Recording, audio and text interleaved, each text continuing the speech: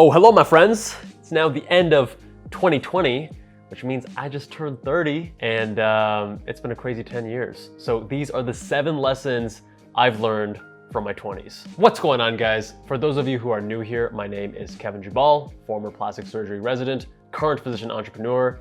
And first up, let's talk about happiness is relative, not absolute. Now, I remember hearing this story a while back, I forget where, about a prisoner finding a quarter.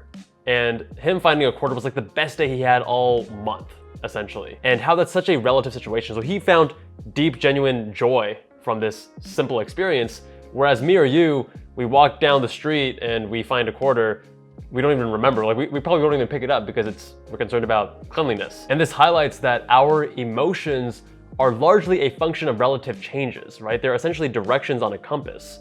So if you're feeling happy, that means usually there's good things that are happening in your life. If you feel unhappy, usually some not so good things. Happiness isn't like a sustained state. It's more about these relative changes over time. So if we understand that, how can we game the system to capitalize on these little bursts of happiness?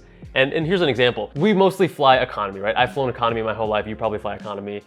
And let's say one day you just start flying first class every single time. You're just balling out. You'd feel ecstatic. You'd be like, oh my God, this is amazing. I feel so happy. Whatever emotion, maybe happy isn't the right emotion, but you get what I'm saying. That would last for, I don't know, 6, 12, 20 flights, however many it is, until you get used to it. And then after a certain point, this is nice. I'm used to this. It's kind of my expectation.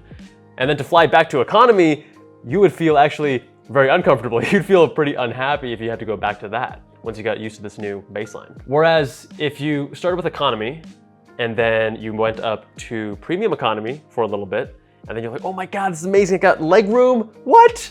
And then you go up to business class, oh my God, I can recline now and sleep, this is crazy.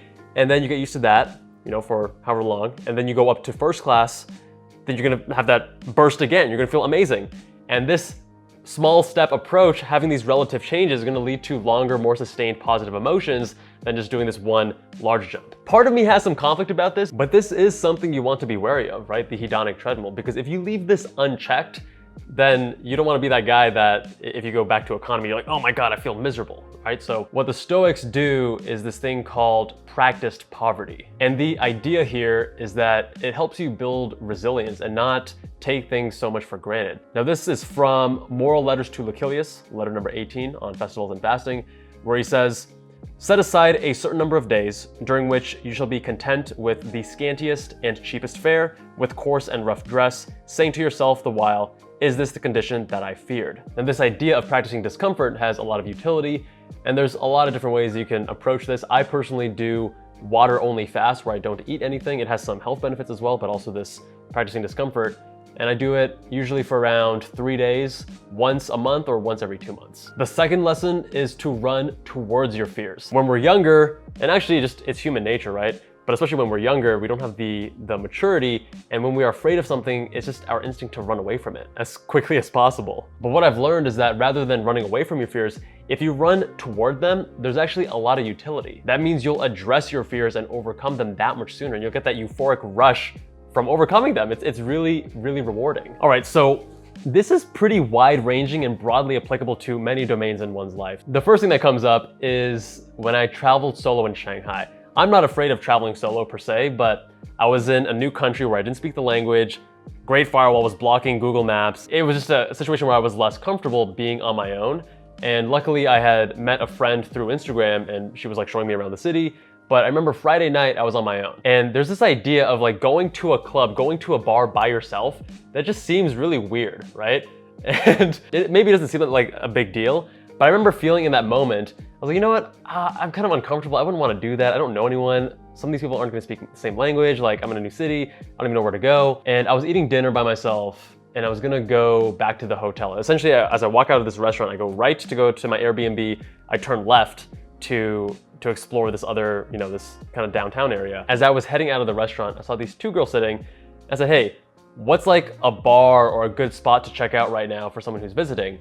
And they said, oh, check out this place. It's a really awesome speakeasy. And as I was walking out, I was like, I have this decision. Either I turn right or I turn left. The easy, comfortable thing was to turn right, go to my Airbnb, have an early day the next day. And the more uncomfortable thing was, let me go to this speakeasy by myself and just like try to make some friends, right? So I did that, and it was just such an epic night. And I made so many new memories, so many new friends, many of whom I'm still in touch with to this day.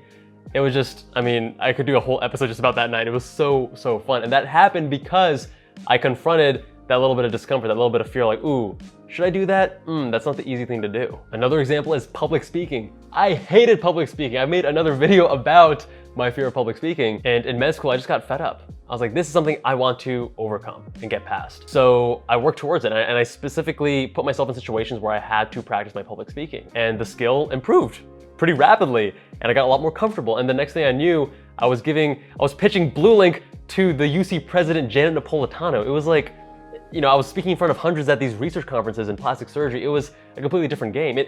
Those communication skills helped me with my YouTube channel. Another example was in college. When I first got IBD, it was scary. It was legit. I was legit afraid, right? Because I have this brand new condition, this chronic illness that's pretty difficult to manage. And I want to become a doctor, and I need to study hard and get good grades and do well in the MCAT and have extracurriculars, all while managing this new chronic illness that's like constantly affecting me 24/7. I was almost overwhelmed. But rather than being caught up and consumed in that fear and that overwhelm, I said, all right, let's run towards this. Let's get it. When I did that, I quickly learned that I could exceed my expectations. I could do so much more when I actually applied myself. Lesson number 3 is to be selective with your inputs. Now, I'm not saying you have to be a Luddite and, you know, write off technology, but you should be pretty selective with the information you're consuming. You know, there's this popular saying that you're the average of the 5 people you associate with most. And you can extrapolate that and apply the same kind of thinking, same principle to the media you consume. And with political news, we know that, you know, these media companies, they need clicks, they need attention, and what emotions get clicks and attention and sharing, it's usually anger and negative emotions. So imagine someone who consumes a lot of that stuff versus someone who ignores that and then instead consumes media on mindfulness and meditation and gratitude. Their realities are going to be so different. Think of it as feeding your brain with like a high quality, rich, nutritious media input diet. You don't want to be feeding it junk. For example, I love Reddit, but when you create a Reddit account, it automatically subscribes you to all these default subreddits like are all funny, pics, whatever. These things are useless, right? I mean, it's fun, it's entertaining, but dank memes don't teach you anything. They don't get you further in life. So instead, I choose to subscribe to things that are going to teach me things I want to learn about. You know, personal finance or photography or stuff like that actually serves me rather than just giving me this quick little dopamine snack. Same thing with YouTube. If there's a channel that I'm no longer finding value from, I will ruthlessly unsubscribe. It doesn't mean that the channel is gone forever. I can always resubscribe later if I change my mind. This is also a good way to introduce yourself to new topics. For example, if you want to learn about personal finance, you could either go out and read a few books, you know, White Coat Investor, Boglehead's Guide to Investing, all the good ones out there, or you could subscribe to the personal finance subreddit, maybe find some newsletters about personal finance and investing that you think are good. And that way you're gonna slowly expose yourself and slowly consume information and then build this map, this mental framework, rather than having to dedicate yourself, you know, all these hours up front to read a book. And this brings us to point number 4, which is to invest in yourself. The best things in life come from the compounding effect. And we most commonly understand this and appreciate this with finances, right? If you invest X number of dollars at 7% per year, 20, 30 years later, it's gonna be so much more. Same thing with relationships, whether romantic or platonic or business. As you build trust and compound on that over time, you're gonna have greatly, dramatically different results with a relationship built on trust versus one that is not. And similarly, investing in yourself is a great way to yield, you know, high compounding returns. Now, I remember in residency, I was in this position where I could either buy the new iPhone, which wasn't this flippant purchase, right? I use the iPhone camera for videos, for my Instagram posts, stuff like that. So it would be a relevant, important purchase for my business. Or alternatively, I could have purchased this self-development course, which was a similar price. It was pretty expensive. I did the latter, and I am so glad that I did. I made some amazing new friendships. I had deeper understanding of myself, of other people, the world around me. I got along better with my family. In hindsight, I'm so grateful that I chose investing in myself, which has resulted in more investment in myself, so compounding returns there in multiple ways, versus buying the new iPhone that'll last me 2 years. And now that I think about it, actually investing in yourself and having those compounding returns would likely result in you know, being more successful with your work, if you're an entrepreneur or getting a promotion, whatever, so that you could afford many new iPhones in the future. Number 5 is to regularly practice self-reflection and seek to understand your own tendencies. We all have strengths and weaknesses, and oftentimes we focus on our weaknesses as being these bad things that we want to minimize. But what you have to understand is that every strength has a flip side weakness and vice versa. It's the two sides of the same coin. So for example, someone who is extremely trusting of others, right? That's gonna be great for them building relationships and having possibly a lot of awesome experiences. But occasionally, every now and then, they may also have the downside, the same weakness of that same trait, being that they get taken advantage of, maybe in business relationships or stuff like that. Or if someone is really, really structured, that can help them with their academic life or their business life and just professional achievement, but then that rigidity may lead to other issues in their personal life. Or on the other hand, if someone is really efficient and really mindful of their time and not wasting it, it can really help them be more productive, get more done, right? But on the other hand, it could make them more impatient in other domains of their life. And taking a step back, we can apply this more broadly. For example, I have very much developed my logical and analytical side more so than my emotional side over the last several years. And that has served me with my business, with my academic stuff like that. But if I focus more on my emotional side now, there's probably a lot of hidden upsides that I haven't yet tapped into. You can apply systems level thinking for all domains of your life. It's not just, we normally think of academics, getting your studying systems down and your structure there, or fitness, packing your bag the night before, reducing the friction going to the gym, having something to keep you accountable day after day. Applying systems to my family life, we are trying to take a family vacation every year because we found that we would go several years without a vacation. So we said, hey, let's do something about this, make sure we actually do something every single year. Saying it is one thing, but then how can you put systems in place? Can you plan ahead? Can you put something in your calendar?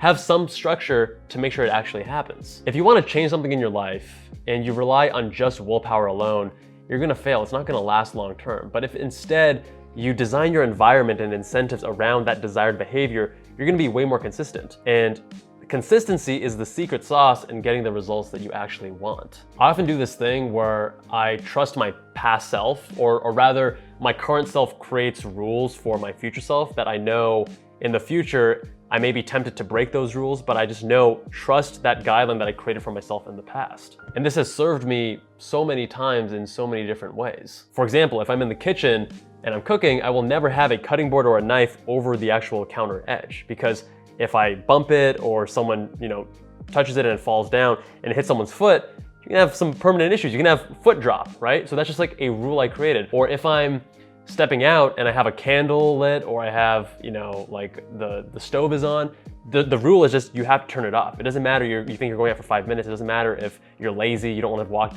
just do it, right? Another one that should be universal, but is shockingly not as common as you may think, is the idea that if you're sexually active, you should 100% of the time always use protection, unless you're exclusive with your partner, you've both been tested, et cetera, et cetera. And it's just surprising to me that if you've ever done sex ed in high school, this isn't common sense, or it doesn't make sense to you that this should be a personal rule of yours. And number 7, don't forget to smell the roses. I've historically been pretty bad at celebrating the small wins. For as long as I can remember, I've been very goal-oriented and focused. And while it is awesome to work towards these goals, life's a journey, and it's so much more enjoyable if you slow down from time to time to just stop and smell the roses. I have my hands in a lot of different projects, and I'm pretty busy building these multiple different businesses. And because of that, at any given moment, there's so much that needs to be done. There's always my to-do list or things that I want to get done. My projects list is always growing, right? It doesn't seem to ever be contracting. But